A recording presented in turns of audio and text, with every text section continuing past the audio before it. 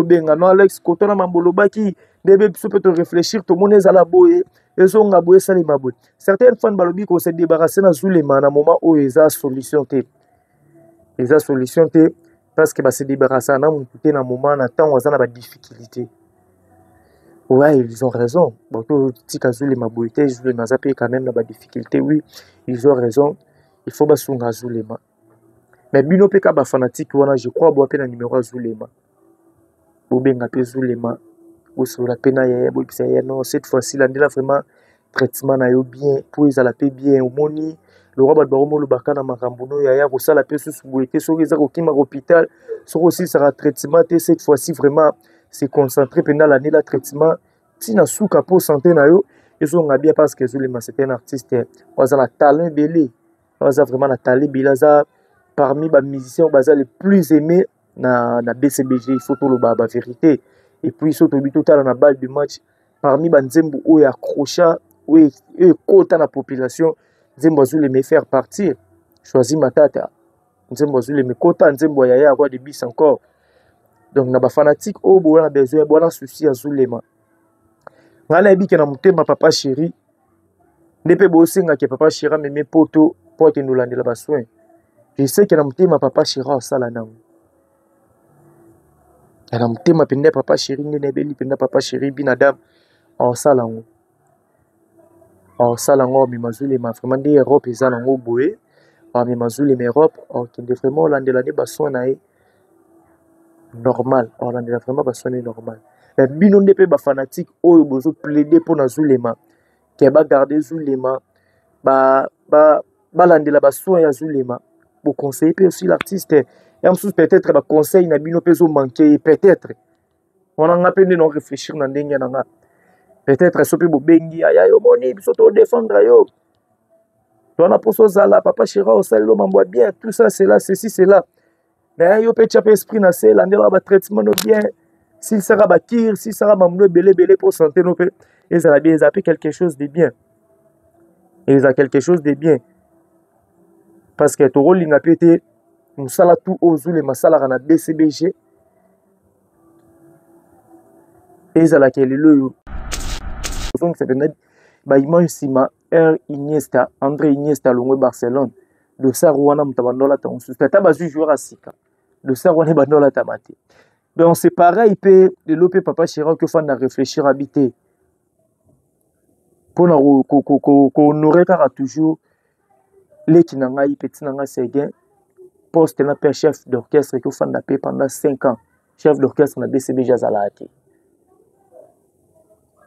Donc le roi déjà bâti Roger Ngando directeur à cabinet, c'est-à-dire ben faut au chef d'orchestre c'est bien million bana ça. Et les cara par Roger Ngando à transmettre en orchestre. Et puis tu dis que l'orchestre est dans la structure nango en dehors il y a chef d'orchestre directeur il y a discipline azali de charger des disciplines azali tout temps on a tout nengi ba cadre qui papa chéri dans le bango tout à chaque fois que nous paye ça félicitations l'équipe parce que oui, c'est avec papa chéri tout le monde les qui m'ont exception salamaki papa chéri a gardé silence a fandi nassé à l'élise 5 millions nengi qui prêtre jour il y a 40e jour na messe mabalobaki abaki 40 c'est là que ça sera fin chiffre 40 nenga spiritualité là qui si fin donc c'est-à-dire fin ya matanga ezalaki jour wana ezalaki les 29 donc clôturant les 31 janvier par rapport à messe. Donc, ils allaient qui fait ce n'est que normal. Papa chéri, donc, à l'activité, à ça la paix, après la mort, la vie continue. Et puis, nomination à Roger Ngando. À ta lobby, ce qui est le papa chéri, à lobby, poste et chef d'orchestre. Et tout nommé. Déjà, parce que déjà, après, car after émission à Zulema, tu as déjà solution Zouamaki. Asolani la baso mais bino nde ba fanatique o bwana souci à Zulema pe makasi beaucoup plus waza na numéro Zulema ta ko melinga na privé na opesa numéro Zulema boso la pena yaya on a besoin yaya ya artiste munene ay marabia za na talent ana talent ata lelo ceux qui nde ba recrutement zo salema ba chanteur tout muna mutu aza na baparticularité na ye na BCBG bachanteur baza mais muna mutu na particularité na ye nde ye azalaka déjà roi de bis encore baartiste tout baza na BCBG bayemba bien mais ntango yaya yaka na touche na ye mosusu alors tosunga yaya na baconseil na baprière et ozala vraiment quelque chose de bien merci parce que botala biso boza ebele donc papa Chira roke nango pe bongo omona baroke nango pe bongo ke non place wana pena chef d'orchestre pe azala nanu te orchestre évolue kaka bongo Roger Ngando aza wana directeur ya cabinet s'en charger na bamakambo ebele ou peut-être ezalaki makambo chef Segemino banda kosala et ke na ngambu ya Roger Ngando pour éviter peut-être bamakelele mosusu ou elekanaki na baréseaux sociaux peut-être so banommé musicien XY réseaux sociaux qui tomboka. Moi je pense que Papa Chéri a bien réfléchi ensemble dans l'entourage na ba réfléchir vraiment bien ya ko tika penda poste wana no polele il faut vraiment non vide bongo. Encore une fois je dis encore félicitations et bravo à l'artiste pour na ba initiative to niveau ba réflexion zo ke nango. Cela prouve la maturité du Papa Chéri. C'est un artiste qui est mature. Un entourage très très mature. Donc, entouré vraiment mature. Encore une fois, merci à Papa Chéri. Et puis, courage. Car courage tellement courage est belé. Et belé vraiment à Papa Chéri. Et puis, les musiciens, tout. Il y a BCBG.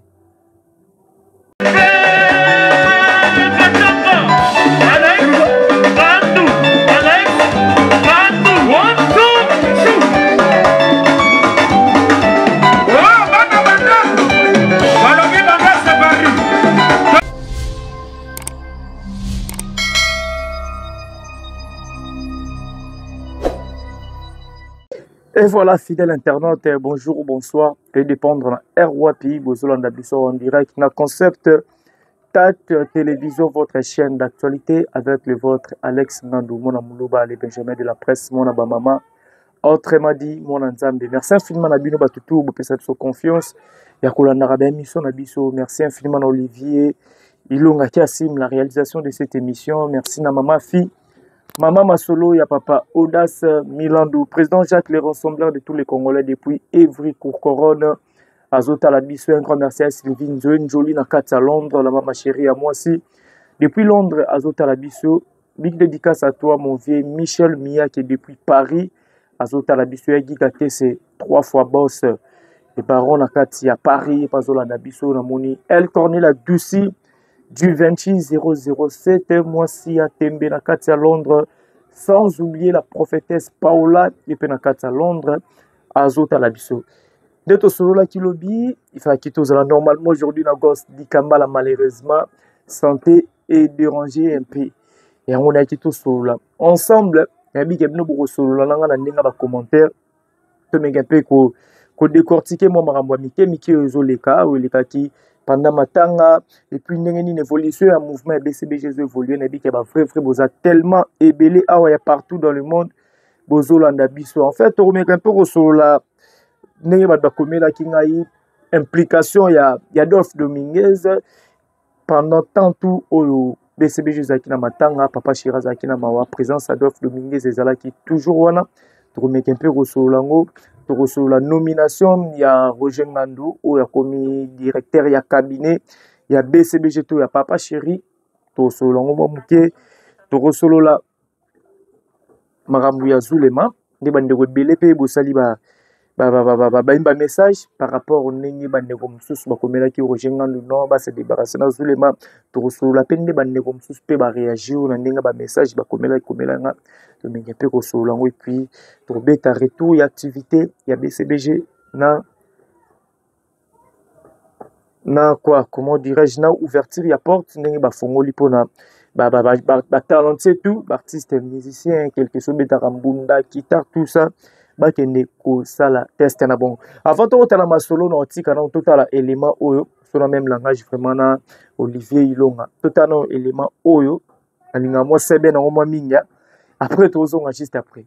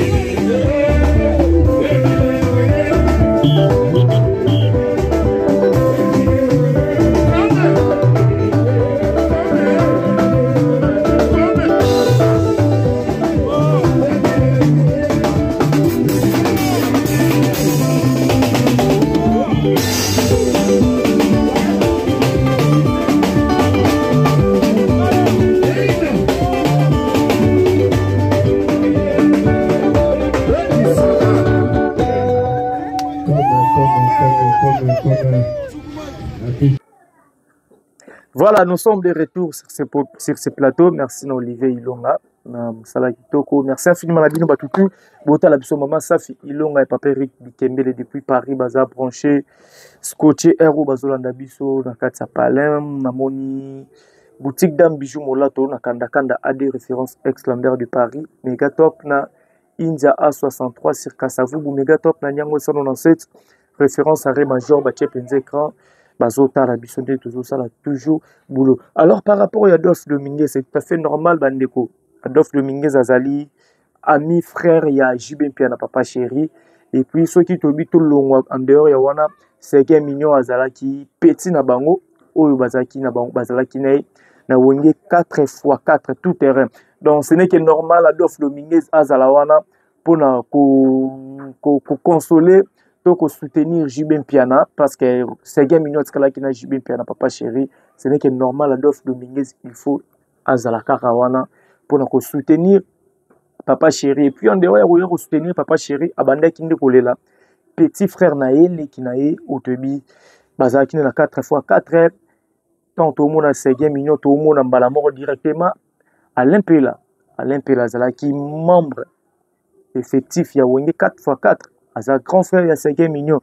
Donc ce n'est que normal, Adolphe Dominguez, Azala présent pendant temps on a tout. Bamoni na ba veille mortuaire, bamoni na ba enterrement, bamoni na ba 4 et na 45 jours na messe. Bamoni na temps tous les matins. C'est normal, Adolphe Dominguez Faka Kende à soutenir frère naïe, ami naïe, collègue naïe. En dehors wana par rapport à l'histoire, tu dis que Adolphe Dominguez batanga na Jibin Piana. Donc, Raza mini à longue date. Il va salir une carrière, il va salir un modèle. Donc, ils arrivent dans le normal. Il va salir une polémique par rapport à ceci, c'est là pour ne pas qu'autant de combo à battre. Non.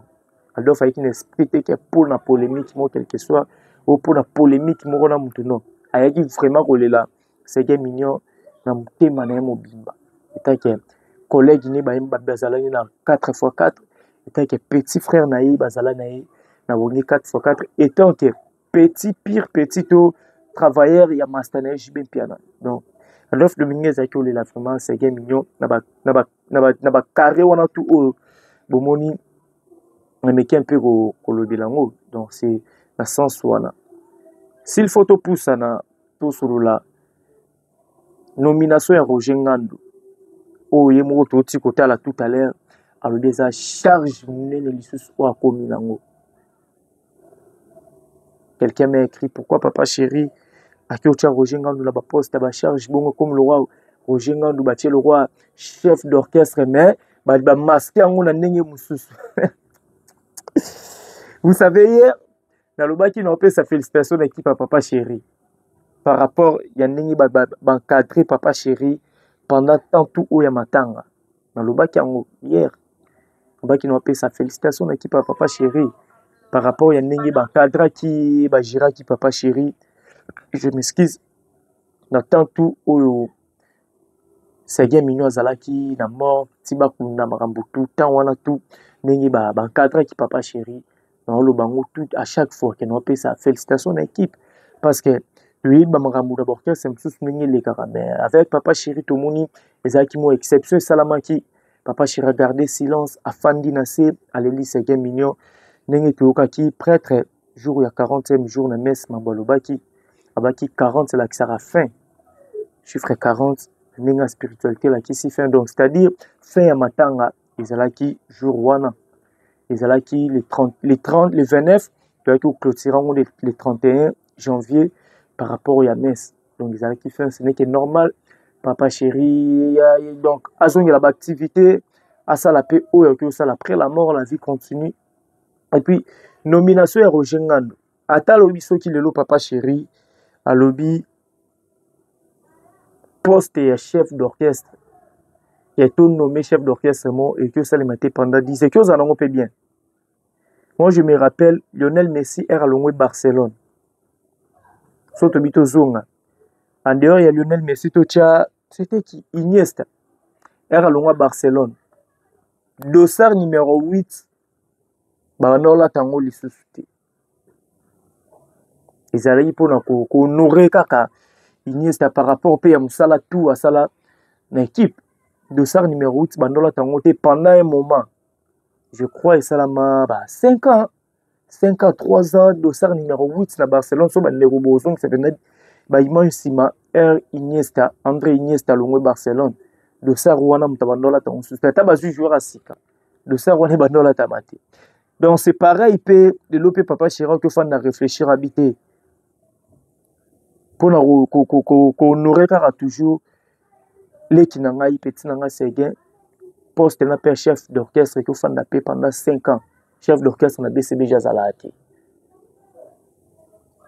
Donc le roi déjà bâti Roger Ngando directeur à cabinet, c'est-à-dire ben faut au chef d'orchestre c'est bien million bana repé ça. Et les cara par Roger Ngando à transmettre en orchestre. Et puis tu dis que l'orchestre dans la structure nango en dehors il y a chef d'orchestre directeur il y a discipline azali, donc chargé de discipline azali, chef à répétition azali, directeur artistique, prof qui bien azali. Donc il y a que Roger Ngando a travaillé car une équipe wana. Donc ba bombi na bonka kande poste qui chef d'orchestre. Peut-être tous appelés batou. Tous appelés batou tous se voiler puis ba fasté to ebi au moment où chef Seguin millions azala qui na c'est azala qui on a mort to qui to ebi mission ni salemi. Baptisation ni salemi. Vis-à-vis peut-être de collègue ni Papa Chirac peut mouton que réfléchir à faire le roi Peso le Bamaboué pour tout garder pays mange orchestre. Tout si canon place en haut. Et fan dans haut pour balba mon akem sous pesac au peut balba raisonner peut-être la sens on a peu Papa Chirac peut mutamaele en zapan touré na batamaele pour que réfléchir peut pareil que non le roi makambo qui m'a kelé les belés ça m'a qui na réseau société El Salvador a tikana nous place on est un peu pour les non tika on est fan David donc Papa Chirac ok non on peut bongo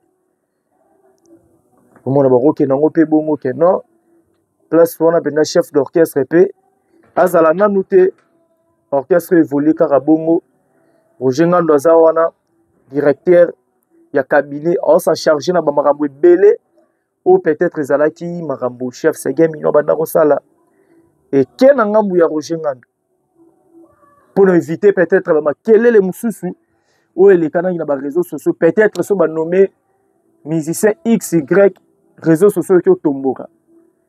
Moi, je pense que Papa Chéri a bien réfléchi. Ensemble, l'entourage n'a pas réfléchi vraiment bien. Il y a un poste pour l'élé. Il faut vraiment vide bon. Encore une fois, je dis encore félicitations et bravo à l'artiste pour l'initiative, au niveau de la réflexion. Cela prouve la maturité du Papa Chéri. C'est un artiste qui est mature. Un entourage très très mature. Donc, ils ont entouré Nabato baza vraiment mature.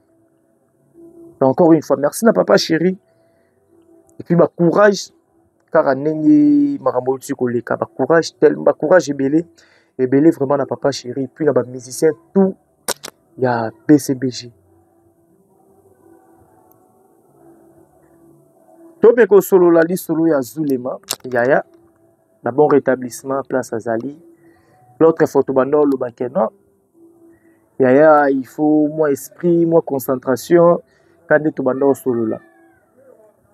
Le dimanche, Roger Ngando, Zali, directeur, il y a cabinet, puis chargé à communication à BCBG. À l'écart qui pour dire que certains fanatiques, bazo, tia Papa Chéri, pression, ceux qui m'embouillent à Zulema, Yaya, ils ont qui ne bon, bah se débarrasser naïe. Et puis quand tu regardes que l'orchestre est beaucoup plus fan. Il a certains fans juste après mission à lobby, mais qui réagir, commis, bengi. bapesi mpe bapoint de vue na bango yango bakinga na osolola awa baréponse na bino ezala nde na bacommentaire ou soit numéro mpe ezali wana boki osala pareil nde bandeko mosusu basalaka so balandi émission bato obenga no Alex kotona mambo olobaki nde be biso mpe toréfléchir tomoni ezala boye ezonga boye esalema boye certaines fois balobi kose débarrasser na zulema na moment oyo eza solution te parce que base débarrasser na mutu te na moment na ntango aza na badifficulté. Ouais, ils ont raison. Bon, tout tika zulema boye te zulema aza mpe quand même na badifficulté. Oui, ils ont raison. Il faut basunga zulema.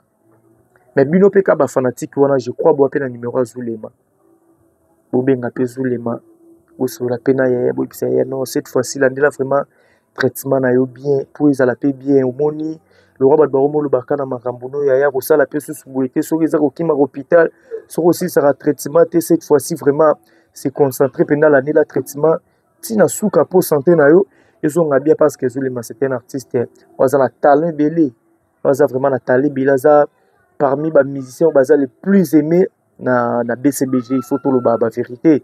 Et puis, surtout, total na balle de match, parmi les nzembo où accrocha, où kota la population, nzembo azou les me faire partir. Choisis Matata. Nzembo azou les me kota, nzembo yaya avoir des bis encore. Donc, na ba fanatique, oh, bon, on a besoin, bon, on a souci azou les mains. Ngana ebi ke na mutema papa chéri, nepe bosenga ke papa chéri meme poto, pour que nous landela ba soin. Je sais que na mutema papa chéri osala nango. Na mutema pende papa chéri ngene beli pende papa chéri binadam osala ngo. Osala ngo mi mazule ma vraiment de Europe ezala ngo boye. Pa mi mazule me Europe qui de vraiment landela ne ba soin na normal. Landela vraiment ba soin normal. Mais bino ndepe ba fanatique oyo bozo plaider pour na zulema. Ke ba garder zulema ba landela ba soin ya zulema. Pour conseiller aussi l'artiste peut-être ba conseil na bino peso manquer peut-être on a appelé non réfléchir na ndenge na nga peut-être sopi bo bengi aya yo moni biso to défendre yo to na poso zala papa chira o sel lo mambo bien tout ça c'est là ceci c'est là mais yo pe chap esprit na sel andela ba traitement no bien s'il sera ba kir s'il sera mamno belé pour santé no pe et ça va bien zapper quelque chose de bien et ça quelque chose de bien parce que to rôle n'a pas été musala tout aux les masala na BCBG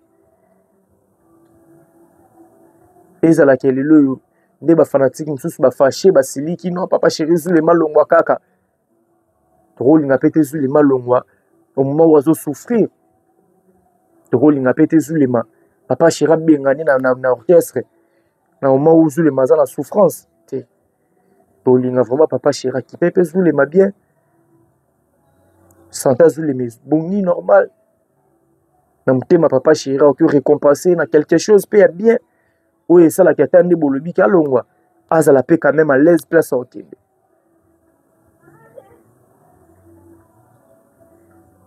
Donc alors to me un peu resungane on a biso Zulema. Ma fanatique au bokomaki au bolobeli ngai oui. La fandi pe na réfléchir, vous avez aussi raison na part na bino. Bon a raison. Bon, que se débarrasser na zulema bongo te moi où zulema zo souffrir. Donc on a dit que ba message na bino ezokomela directement directeur à cabinet wazali Roger Ngandu. Parce que boandolo ba ke mutakote la zulema mutamema ba message azulema vers papa chéri ezali ki chef sege minyo personnel. Mais ngande pe na yebeli zulema na Joroy ba beta kati bien. Donc c'est-à-dire sege ne plus là. Ba problème azuli me belé roko mara et pas Roger Ngando et puis Roger Ngando bando sala ne ka intérim ando jouer kana média nwana pona kendara koko misa ba problème ya zulema et pas papa chéri jibi kanabin Adam Otopamba l'homme au grand cœur te biga rosunga zulema déjà zo sunga parce que déjà après kara after émission zulema te bi déjà solution zomaki asolani la baso mais bino nde ba fanatique o bwana souci azulema pe makasi beaucoup plus wazana numéro azulema ta komelinga na privé na opesa numéro azulema boso la pena yaya on a besoin yaya ya artiste munene ay marabia azana talent ana talent ata lelo soki nde ba recrutement zo salema et ba chanteur tout muna mutazana ba particularité na BCBG ba chanteur baza mais muna mutana particularité na nde azalaka déjà roi de bis encore baartiste tout baza na BCBG bayemba bien mais ntango yaya yaka na touche na ye mosusu alors tosunga yaya na baconseil na baprière et ozala vraiment quelque chose de bien merci parce que botala biso boza ebele boza ebele boza ebele bozokoma Alex Ngandu barépétiteur obanda camp ya BCBG jour répétiteur obanda tokozala wana na caméra tokotia micro tokosolola na bamusicien na baoyo baye kosala bateste tokosolola na bango tozela kaka nde Roger Ngandu directeur ya cabinet abaki bamusicien biso mpe presque toza toujours à l'écoute toutiaka litoi jour toyokaka ngwi jour de répétition bokomona Alex Ngandu akokita na terrain bobo mesano mpona kosolola na bamusicien oyo déjà bazalaka na BCBG na kosolola mpe na baoyo bakoya kosala teste mpo tokotikala mpe na baarchive na bango ezalaka bongo tosala mosala merci na bino batutu oyo bolingaka biso je crois mwa moke ya kosolola ezalaki yango wana mais tokosolola yango bien ntango tokokutana na bamusicien mosusu tokosolola masolo ebele ntango tozalaka ndio na Gos Dikambala et puis na bandeko bolingaka biso bobiki ya des fois tozalaka na Bob Molema tozalaka ne tosalaka baanalyse ebele na mona na commentaire ya dernière mission tosala na Bob Molema bobaki non papa chéri tu as besoin ya Bob Molema na BCBG mais boyebake Bob Molema aza éprouvé akufelaki grand frère na ye matanga ezali na Bumbu place famille ezosangana na avenue Loya veillée mortuaire ezali vendredi ya le 7 oyo na salle Joe Moro na commune na Ngiringiri na avenue Ngiringiri pe lisusu entre direction ya Sosa na Shaba salle polyvalente moko eza wana Joe Moro eza place owapi veillée mortuaire ya grand frère ya Bob Molema ekosalema vendredi oyo le 7 veillée mortuaire ekozala na batutu bolingaka Bob Molema ou bosepela na baanalyse ne ndenge ya kosolola mpe na mambo ya BCBG bocontacte ye so bona numéro noti boki ocontacte nga na privé na kopesa bino numéro ya Bob Molema bamessage na bino mpona koencourage kosala mpe bien enterrement kolanda na samedi le 8 janvier corps eza na morgue ya Ngiringiri après wana boki okunda na Mingadi présence na bino mpe bato bolingaka biso botalaka biso ekosala mpe bien kofortifie koencourage oyo bakobenga mpe soki bobengi ekosala vraiment bien donc mes condoléances encore une fois na Bob Molema oyo tozalaka na ye ya perdre grand frère na ye donc mpona lelo na moni ondire tosuki awa merci na bandeko oyo tu oyo bopesa biso confiance bozala toujours branché bozala scotché awa na concept Touch TV chaîne na bino oyo bolingaka mingi chaîne d'actualité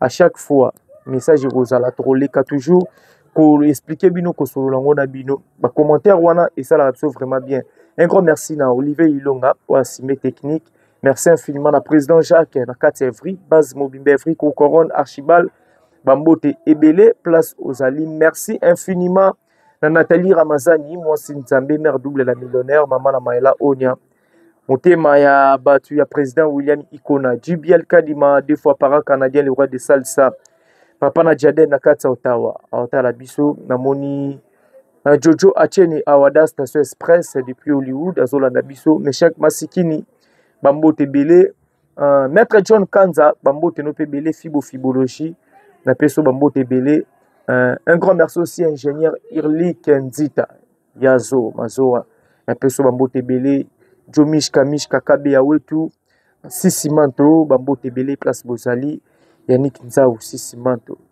boza tellement ebele ou bozolanda biso ou partager vidéo botika ba commentaire on se retrouve à la prochaine numéro ciao.